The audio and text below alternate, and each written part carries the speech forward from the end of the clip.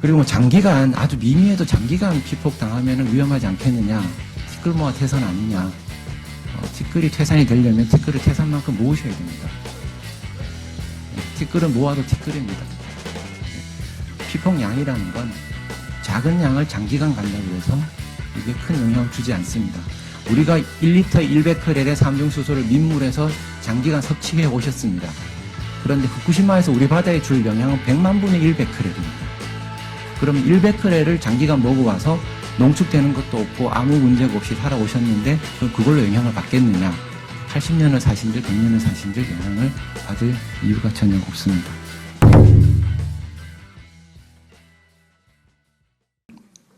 일각에 그런 우려도 있습니다. 후쿠시마산 수산물 우리가 수입해줘야 되는 거 아니냐. 이렇게 되면 방류를 묵인할 경우 혹은 인정해줄 경우 그렇지 않습니다. 우리의 논리는 더 강화가 되는 쪽으로 갑니다.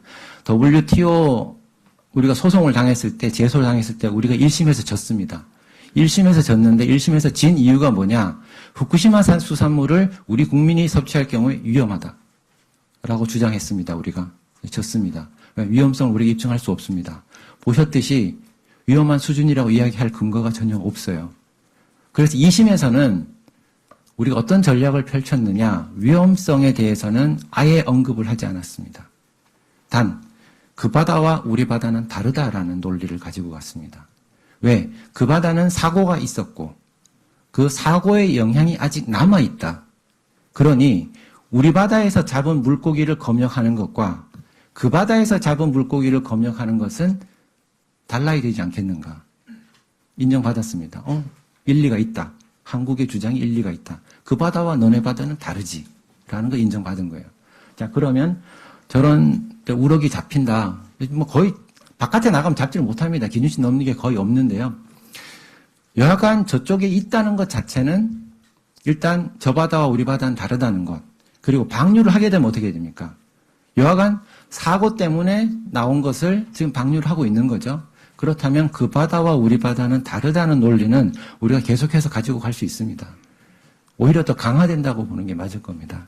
그래서 해산물 수입 규제에 대해서는 우리가 크게 걱정을 하지 않으셔도 되고, 만약에 안전성에 대한 우려가 다 해소된다면 그때 가서는 우리가 뭐 수입을 해줘도 되는데 지금으로서는 우리가 궁지에 몰려서 저걸 수입해줘야만 하는 상황으로 가는 일은 없을 거다라고 생각을 합니다.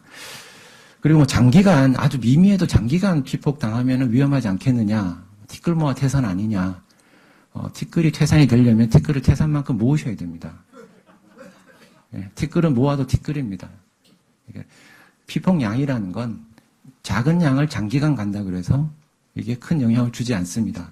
우리가 1리터 100크렐의 삼중수소를 민물에서 장기간 섭취해 오셨습니다. 그런데 후쿠시마에서 우리 바다에 줄 영향은 100만 분의 100크렐입니다.